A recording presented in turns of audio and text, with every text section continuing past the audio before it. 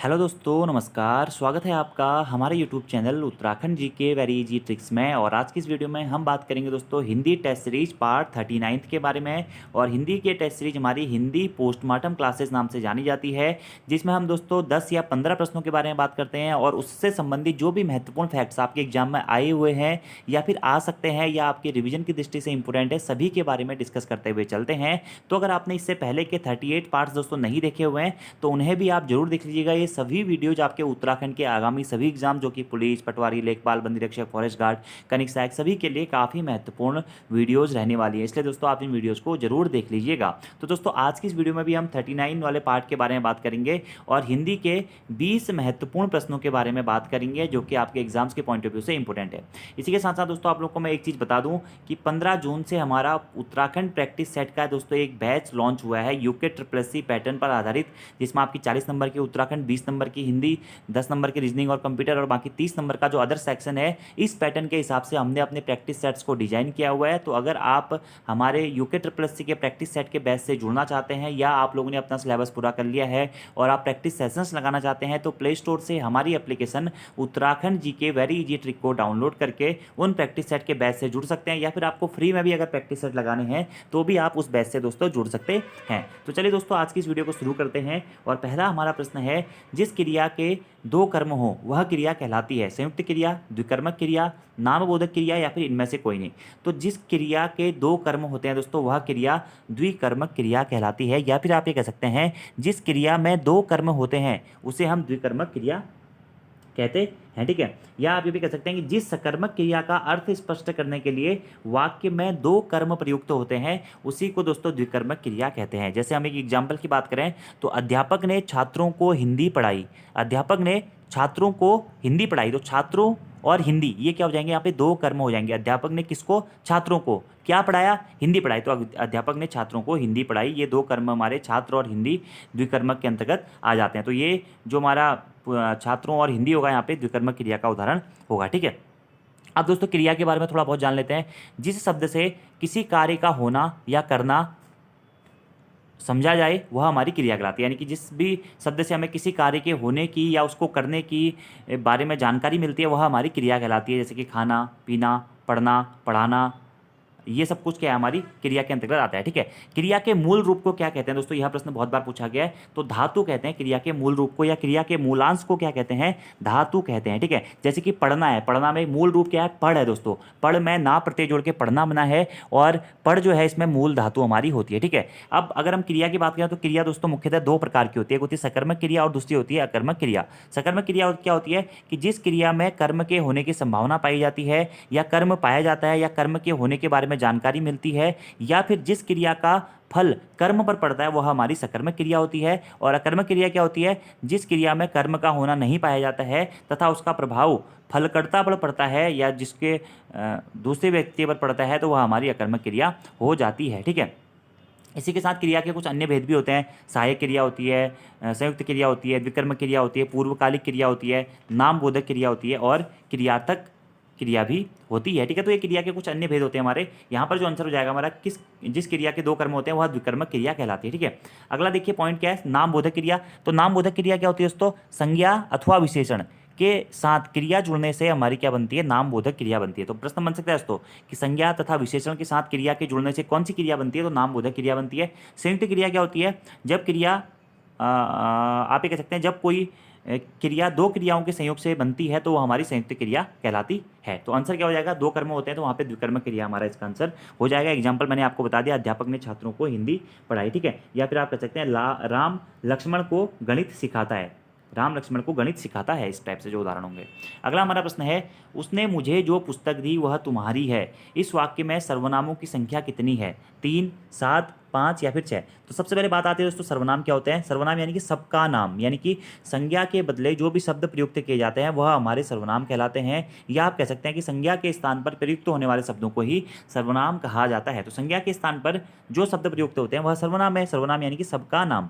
सर्वनाम के दोस्तों हमारे मुख्यतः कितने भेद होते हैं? 6 भेद होते हैं सर्वनाम के। कौन कौन से दोस्तों? पुरुषवाचक सर्वनाम, निश्चयवाचक सर्वनाम, अनिश्चयवाचक सर्वनाम, संबंधवाचक सर्वनाम, प्रश्नवाचक सर्वनाम और निजवाचक सर्वनाम। अब यहाँ पर क्या प्रश्न पूछा गया है उसने मुझे जो पुस्तक दी वह तुम्हारी है। इस वाक्य में सर्वनामों की संख्या कितनी है दोस्तों? इस वाक्य में 5 सर्वनाम है। देखिए, उसने, मुझे, जो, वह और तुम्हारी, ये जो 5 है दोस्तों, यह हमारे इसमें सर्वनाम हैं जो कि संज्ञा के बदले प्रयोग किया कि उसने, मुझे, जो, वह, तुम्हारी, ये सब क्या है हमारे संज्ञा के बदले प्रयुक्त किए जा रहे हैं। तो इस वाक्य में कितने सर्वनाम है हमारे? 5 सर्वनाम है। सर्वनामों की संख्या कितनी है दोस्तों? 5 है। और जबकि सर्वनाम के कितने भेद होते हैं? 6 भेद होते हैं। जैसे कि सर्वनाम की अगर आप उदाहरणों की बात करें तो मैं, हम, मैंने, हमको, तुमको, तुझको, तू, तुम, तुमने, वह, वे, उनको, उनसे, इन्हें, उन्हें, उससे, यह, ये, वह, वे, ये सब कुछ हमारे क्या होते हैं? सब कौन, आप, स्वतः आप, ये इस टाइप के जो उदाहरण होते हैं हमारे, यह सभी सर्वनाम के अंतर्गत आते हैं जो संज्ञा के बदले प्रयुक्त किए जाते हैं। तो आंसर हो जाएगा 5। अगले प्रश्न की बात करते हैं। सुमेलित नहीं है, कौन सा सुमेलित नहीं है? पाठक शब्द का बहुवचन पाठकगण होता है, बिल्कुल सही है दोस्तों ये तो। अखबार आगत शब्द है, बिल्कुल सही है दोस्तों, आगत है यानी कि दूसरी भाषा से आया हुआ है। और अखबार किस भाषा का शब्द है दोस्तों? यह अरबी भाषा का शब्द है। किस भाषा का शब्द है अखबार? अरबी भाषा का शब्द है, इंपोर्टेंट है भी। पंच परमेश्वर किसकी रचना है? प्रेमचंद की रचना है दोस्तों पंच परमेश्वर, ये भी बिल्कुल सही है। तो कौन सा इसमें से सुमेलित नहीं है पूछा गया है? तो ऑप्शन नंबर सी दोस्तों हमारा यहाँ पे सुमेलित नहीं है, क्योंकि जगत धन नाथ जगन्नाथ होता है, लेकिन दोस्तों यहाँ पे क्या होगा? यहाँ पे हमारा हलन तो होता है, जगत धन नाथ हमारा क्या होगा? जगन्नाथ होगा। ये आपको याद रखना है दोस्तों, ये प्रश्न बहुत बार एग्जाम में पहले ही पूछा गया और कन्फ्यूजन क्रिएट करता है जगन्नाथ, ठीक है। तो जगत धन नाथ क्या होगा? जगन्नाथ होगा, याद रखना आपको, ठीक है। जब आप ये कह सकते हैं कि व्यंजन के बाद स्वर या व्यंजन आने से जो विकार या परिवर्तन होता है उसे हम व्यंजन संधि कहते हैं। तो जगत धन नाथ, तो यहाँ पे व्यंजन के बाद में व्यंजन आ रहा है, ठीक है। तो जगन्नाथ में कौन सी संधि हो जाएगी हमारी? व्यंजन संधि हो जाएगी, ठीक है। और संधियों के कुछ नियम होते हैं, आप लोगों ने पढ़े भी होंगे। संधि क्या होती है? दो समीपवर्ती वर्णों के मेल से जो विकार या परिवर्तन उत्पन्न होता है दोस्तों, उसे संधि कहते हैं। याद रखना, दो समीपवर्ती वर्णों के मेल से जो विकार या परिवर्तन होता है उसे संधि कहते हैं। जैसे कि जगत धननाथ, जगन्नाथ, तो यहाँ पर हमारी कौन सी? व्यंजन संधि है। अब देखिए, संधि मुख्यतः 3 प्रकार की होती है, स्वर संधि, व्यंजन संधि और विसर्ग संधि। जब स्वर के बाद में स्वर आता है या दो स्वरों के मेल से जो भी विकार या परिवर्तन उत्पन्न होता है उसे हम स्वर संधि कहते हैं। जब व्यंजन के बाद में स्वर आता है या व्यंजन के बाद में व्यंजन आता है तो वहाँ पर हमारी व्यंजन संधि होती है। जब विसर्ग के बाद में स्वर या व्यंजन आता है तो वहाँ पर हमारी क्या होती है? विसर्ग संधि होती है। ये भी आपको याद रखना है। फिर स्वर संधि के कितने प्रकार होते हैं? ये भी एक बार एग्जाम में दोस्तों प्रश्न पूछा गया है। तो स्वर संधि के मुख्यतः हमारे 5 प्रकार होते हैं। कौन कौन से? डी, जी, वी, वाई, ए। दीर्घ संधि, गुण संधि, वृद्धि संधि, यण संधि और अयादि संधि। तो कौन सा सही नहीं है? ऑप्शन नंबर सी सुमेलित नहीं है, ठीक है। और ये सारे प्रश्न दोस्तों एग्जाम में पूछे जा चुके हैं। अगला प्रश्न है, आमरण शब्द के प्रारंभ में लगे आ को व्याकरण की दृष्टि से क्या कहते हैं? तो आमरण शब्द के प्रारंभ में लगे आ को दोस्तों व्याकरण की दृष्टि से उपसर्ग कहा जाता है। क्या कहा जाता है? उपसर्ग कहा जाता है। अब उपसर्ग और प्रत्यय क्या होते हैं दोस्तों, आप लोगों को पता होनी चाहिए। और यार न जाने कितनी बार मैं आपको बता चुका हूँ। उपसर्ग यानी कि किसी शब्द के पहले जुड़कर या किसी शब्द के आदि में जुड़कर उसके अर्थ में परिवर्तन करने वाले या नई शब्द का निर्माण करने वाले जो शब्दांश होते हैं उन्हें हम क्या कहते हैं? उपसर्ग कहते हैं। उपसर्ग शब्द के आगे लगता है और प्रत्यय क्या होता है? शब्द के बाद में लगता है, ठीक है। तो देखिए, आमरण शब्द के प्रारंभ में जो आ लगा, आ व्याकरण की दृष्टि से क्या है दोस्तों? हमारा उपसर्ग है, ठीक है। आ धन मरण, ठीक है। तो मरण के आगे आ लगाना, आदि यानी कि पहले, तो वे शब्दांश जो शब्दों के आदि में जुड़कर उसके अर्थ में परिवर्तन करते हैं या फिर नए शब्द का निर्माण करते हैं या शब्द के अर्थ में कोई विकार परिवर्तन करते हैं या परिवर्तन करते हैं, तो वह हमारे उपसर्ग कहलाते हैं। इसमें उपसर्ग क्या हो जाएगा? हमारा आ उपसर्ग होगा, ठीक है। संस्कृत में उपसर्गों की संख्या कितनी है दोस्तों? संस्कृत में उपसर्गों की संख्या है 22, ठीक है। हिंदी में उपसर्गों की संख्या कितनी है दोस्तों? हिंदी में उपसर्गों की संख्या है 13। और उर्दू और फारसी में उपसर्गों की संख्या कितनी मानी जाती है दोस्तों? 19 मानी जाती है, ठीक है। और उपसर्ग तथा प्रत्यय ये आपको दोस्तों याद रखने हैं। एग्जाम में उपसर्ग और प्रत्यय से हमेशा से प्रश्न पूछा जाता है, ठीक है। अगले प्रश्न की बात करते हैं। निम्नलिखित में से गुरु शब्द का स्त्रीलिंग कौन सा है? ठीक है, तो गुरु शब्द का स्त्रीलिंग दोस्तों पूछा गया। अब देखिए, सबसे पहले आपको लिंग के बारे में जानकारी होनी चाहिए कि पुल्लिंग और स्त्रीलिंग, ठीक है। तो अगर हम बात करें रूप के आधार पर, ठीक है, तो रूप के आधार पर लिंग निर्णय 2 प्रकार से किया जाता है हिंदी में, पुल्लिंग और स्त्रीलिंग, ठीक है। और अगर हम संस्कृत की बात करें तो संस्कृत में 3 प्रकार से होता है, पुल्लिंग, स्त्रीलिंग और उभयलिंग, ठीक है। लिंग का अर्थ होता है दोस्तों क्या? चिन्ह, यानी कि हम ये कह सकते हैं कि जिस रूप से हमें किसी वस्तु या व्यक्ति की जाति का बोध होता है, यानी कि उसकी पुरुष जाति है या स्त्री जाति है उसका बोध होता है, उसी को हम क्या कहते हैं? लिंग कहते हैं। पुल्लिंग में क्या होता है? जब हमें पुरुष जाति का बोध होता है तो वह हमारे पुल्लिंग के अंतर्गत आते हैं, और जिसमें हमें स्त्री जाति का बोध होता है वह हमारे स्त्रीलिंग के अंतर्गत आते हैं। ठीक है, यानी कि हम ये कह सकते हैं कि लिंग के द्वारा संज्ञा, सर्वनाम, विशेषण, क्रिया आदि शब्दों की जाति का बोध किया जाता है। जिसमें पुरुष जाति का बोध होता है वह पुल्लिंग होता है, और जहाँ पे स्त्री जाति का बोध होता है दोस्तों हमारे वह स्त्रीलिंग शब्द स्त्रीलिंग के अंतर्गत आते हैं। तो प्रश्न क्या पूछा गया है, गुरु शब्द का स्त्रीलिंग क्या होगा? तो गुरु क्या है दोस्तों हमारा पुल्लिंग है, तो इसका स्त्रीलिंग क्या होगा? गुरुवती, गुरु आइन, गुरु आनी या फिर गुरुनी। ठीक है, तो गुरु शब्द का जो स्त्रीलिंग होता है दोस्तों वह क्या होता है? गुरु आइन होता है। क्या होता है? गुरु आइन होता है। ठीक है, एक प्रश्न यहाँ से बहुत इंपॉर्टेंट जो एग्जाम में बहुत बार पूछा गया है कि कवि शब्द का स्त्रीलिंग क्या होता है दोस्तों? कवयित्री होता है। ठीक है, क्या होता है? कवयित्री। ये दोस्तों शब्द शुद्धि में भी आता है। यित्री कैसे लिखते हैं? कव व यित्री, कवियत्री होता है। ठीक है, महान का स्त्रीलिंग क्या होता है? महती होता है। ठीक है, साधु का स्त्रीलिंग भी दोस्तों बहुत बार पूछा गया एग्जाम में, तो साधु का स्त्रीलिंग होता है साध्वी। क्या होता है? साध्वी, साध्वी होता है। ठीक है, महान का महती होता है, मैंने आपको बता ही दिया है। विद्वान का दोस्तों, विद्वान का जो स्त्रीलिंग होता है वो होता है विदुषी। क्या होता है? विदुषी होता है विद्वान का स्त्रीलिंग। ठीक है, इसी के साथ प्रश्न आपसे पूछा जाता है लेखक का स्त्रीलिंग क्या होता है? लेखिका होता है। ठीक है, ऐसे ही धोबी का क्या होता है? धोबिन होता है। महोदय का क्या होता है? महोदया होता है। गायक का गायिका होता है। यानी कि जिससे हमें पुरुष जाति का बोध होता है वह पुल्लिंग के अंतर्गत आता है, और जिससे हमें स्त्री जाति का बोध होता है वह स्त्रीलिंग के अंतर्गत आता है। अब इसके कुछ नियम होते हैं, ये आप लोग देख लीजिएगा, आंसर हो जाएगा गुरु आइन।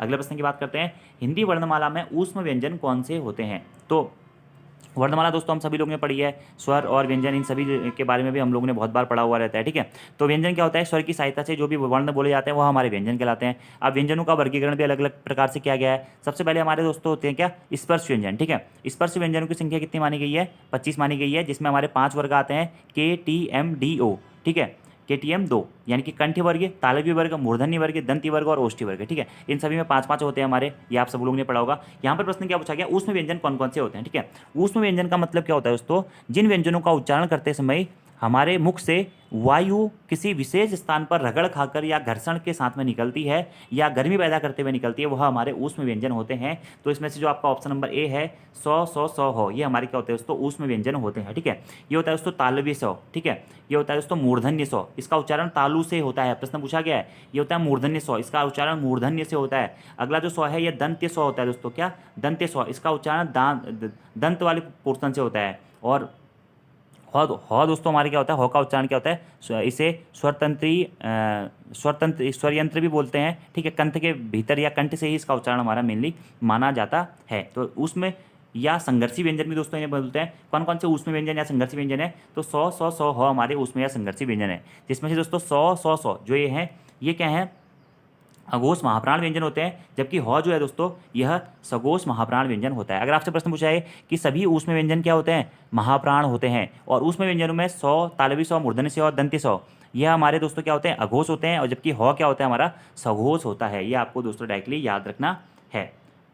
तो ये हो जाएंगे ऊष्म व्यंजन। ऐसे ही दोस्तों क्या होता है? हमारा संयुक्त व्यंजन होते हैं। ठीक है, संयुक्त व्यंजन क्या क्या होते हैं?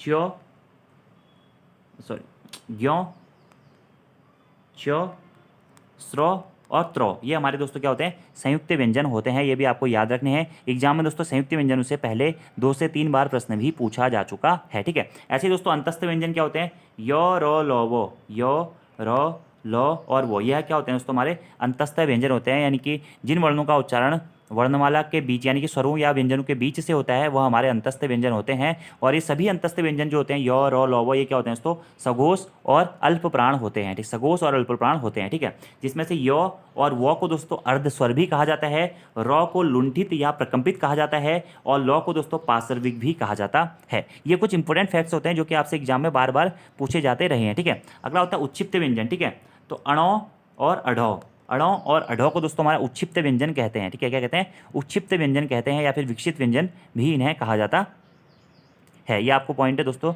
डायरेक्टली याद रखने हैं। बाकी जो आपके संयुक्त व्यंजन है वो मैंने आपको बताई दिए, छो, त्रो, ज्यों और स्रो, ये हमारे क्या होते हैं? संयुक्त व्यंजन होते हैं। आप संयुक्त व्यंजन को तोड़ने के बारे में भी कभी कभी प्रश्न पूछा जाता है। जो छो है वह क धन स्व से मिलकर बना होता है, च्यो। ठीक है, ऐसे त्रो की बात करें, त्रो तो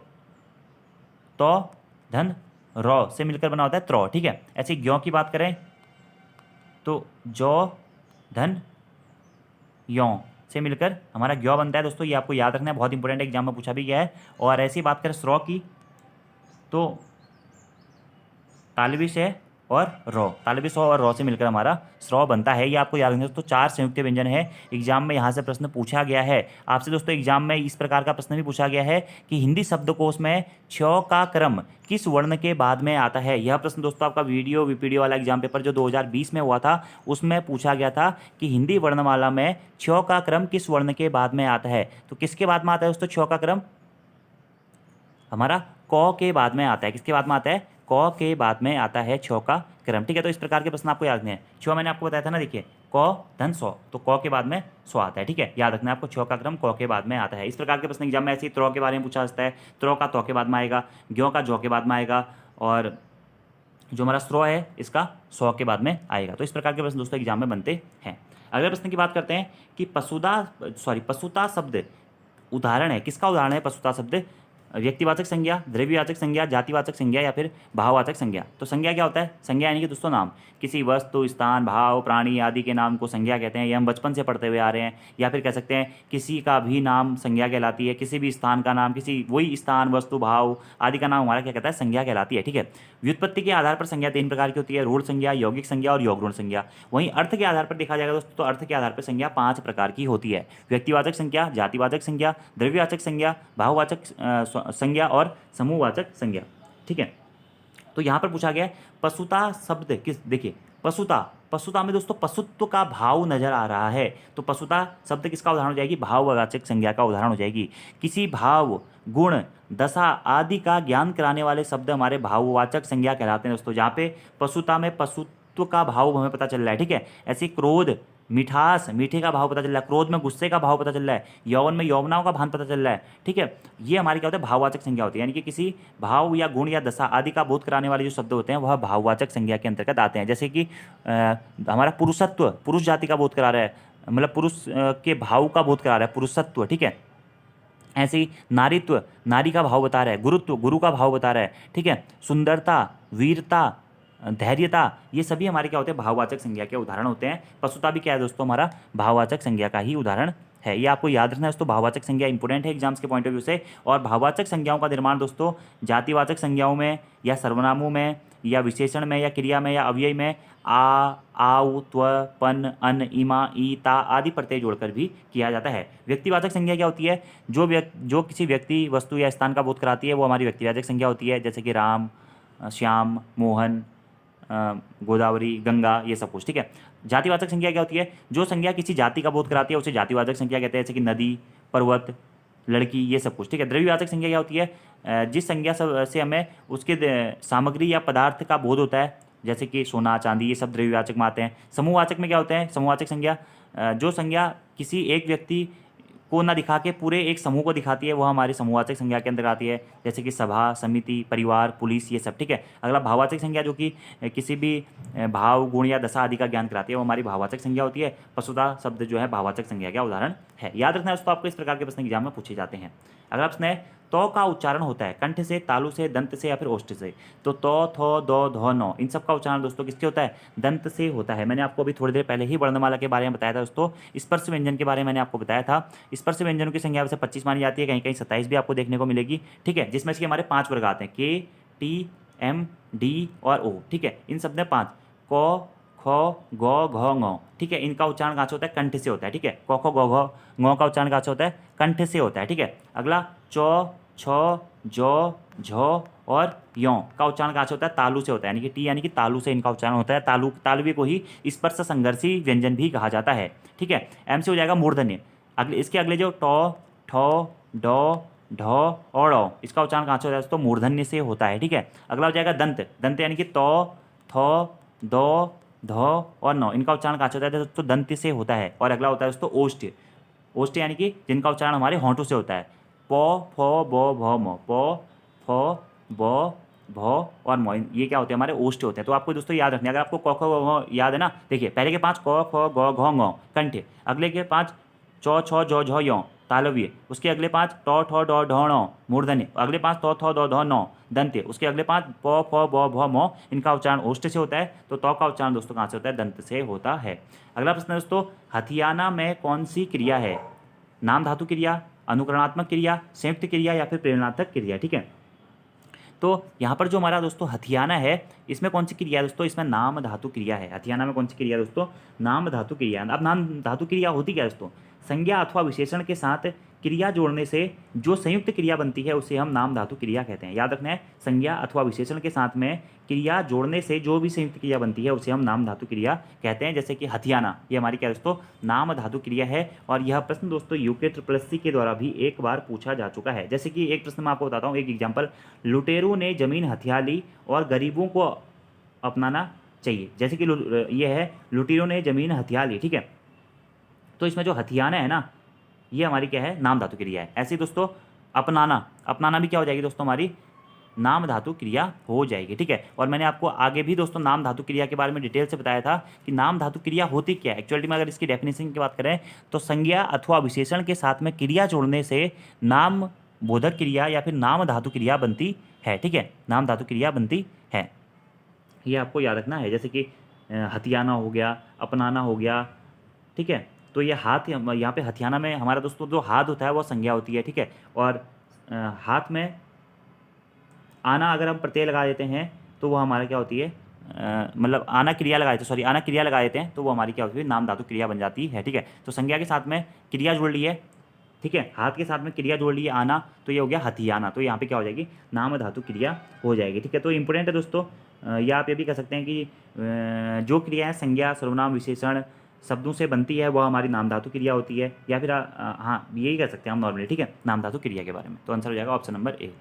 अगला प्रश्न है, निम्नलिखित में से लोकोक्ति का चयन कीजिए। तिल का लड्डू बनाना, आ बैल मुझे मार, घाट घाट का जूस पीना, टेढ़ी उंगली से अचार निकालना, ठीक है। तो देखते ही लग रहा है दोस्तों और तो कोई सही नहीं है। आ बैल मुझे मार नहीं, लोकोक्ति का अर्थ एक मिनट, निम्नलिखित में से लोकोक्ति का चयन कीजिए। मतलब आपको लोकोक्ति का दोस्तों इसमें से चयन करना है। तो हाँ, आ बैल मुझे मार, ये आपकी क्या होगी? इसमें से दोस्तों लोकोक्ति होती है। यानी कि इसका अर्थ क्या होता है? इसका अर्थ होता है विपत्ति को निमंत्रण देकर बुलाना। विपत्ति को यानी कि समस्या को निमंत्रण देकर बुलाना होता है। आ बैल मुझे मार, कहते नहीं यार उसने ऐसे काम किया कि उसने तो ऐसे ही काम किया कि आ बैल मुझे मार वाले काम किए उसने, ठीक है। यानी कि विपत्ति को उसने खुद ही आमंत्रण निमंत्रण देकर बुलाया और आ बैल मुझे मार इस टाइप के काम किए, ठीक है। बाकी एक प्रश्न दोस्तों यहाँ से एग्जाम में इंपोर्टेंट पूछा गया है कि लोकोक्ति किस भाषा का शब्द है? लोकोक्ति दोस्तों संस्कृत भाषा का शब्द है, ठीक है। जबकि आपसे पूछा जाएगा दोस्तों कि मुहावरा किस भाषा का शब्द है? तो मुहावरा दोस्तों हमारा अरबी भाषा का शब्द होता है। ये भी इंपोर्टेंट प्रश्न है, एग्जाम में आपसे पूछा जा सकता है, ठीक है। तो आज की इस वीडियो में दोस्तों हमने 10 प्रश्नों के बारे में बात कर ली है।